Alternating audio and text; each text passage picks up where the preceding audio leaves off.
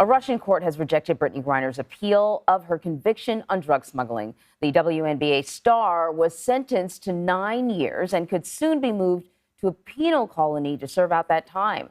The Biden administration says that Griner is being wrongfully detained. So Nancy Cordes has been following this closely from the White House for us and joins us now. So we'll start with that, Nancy, the latest with Brittney Griner. Yeah, and Marie, U.S. officials say there have been some communications about her case, about her possible release, but they are very frank that those talks are not where they want them to be. And so for now, it appears that Griner is going to be placed in even more punishing conditions than the ones she has endured already. I want to also apologize for this mistake.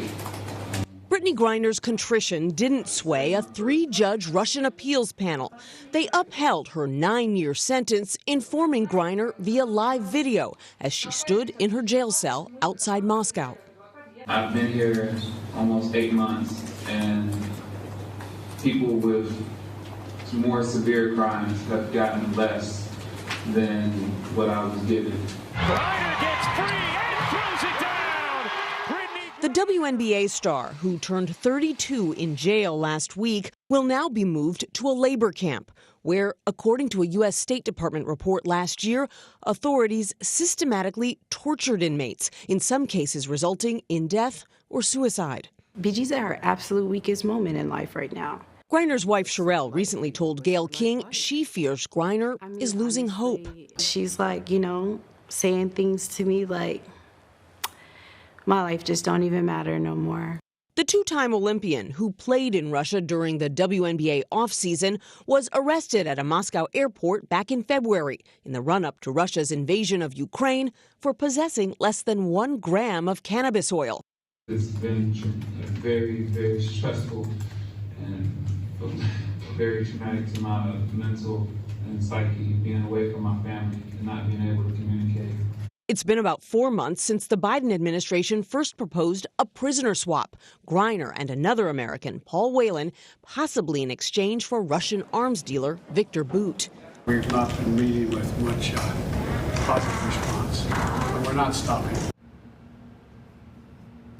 Griner's legal team says it can take up to a couple of months for inmates in Russia to be transferred from one facility to another, and they say they may not get a heads up before she is moved. President Biden is expected to see Russian President Vladimir Putin at the G20 summit in Bali next month. But as of right now, White House officials are adamant that the president has no intention of sitting down one-on-one with his Russian counterpart.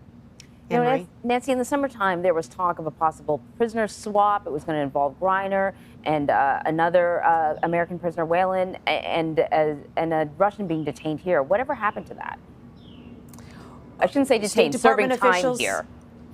Right. State Department officials say that there have been some talks, which is, believe it or not, an improvement. But they say that they're still very far away from any kind of agreement. And frankly, they haven't even confirmed these reports that the U.S. would be willing to hand over Victor Bout, this convicted arms smuggler, in exchange for Whelan and Griner.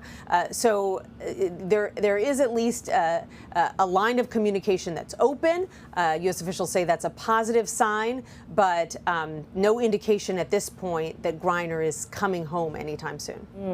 So in the meantime, the president of Israel is going to be in Washington, meeting with President Biden, meeting with other political leaders.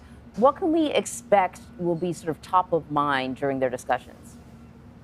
Right. President Herzog will be here at the White House today. He's also going to be meeting with some congressional leaders. The White House says that President Biden wants to show his support for the Israeli leader. He met with the prime minister of Israel several months ago, and also to work with him to improve Israel's standing in the region. But it comes at a very delicate time, Anne-Marie. It was just yesterday that Ukraine's President Volodymyr Zelensky publicly criticized Israel for failing to provide any kind of weaponry or military assistance to Ukraine. That's something that that the Israelis have been reluctant to do because they're worried about blowback from Russia, blowback from Syria.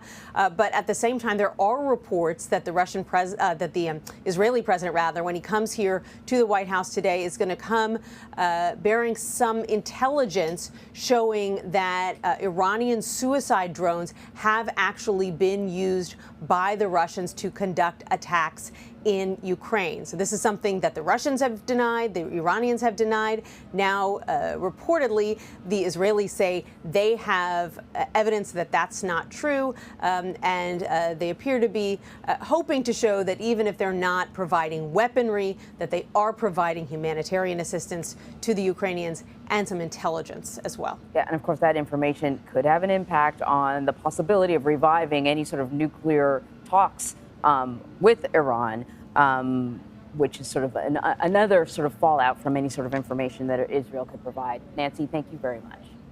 You got it.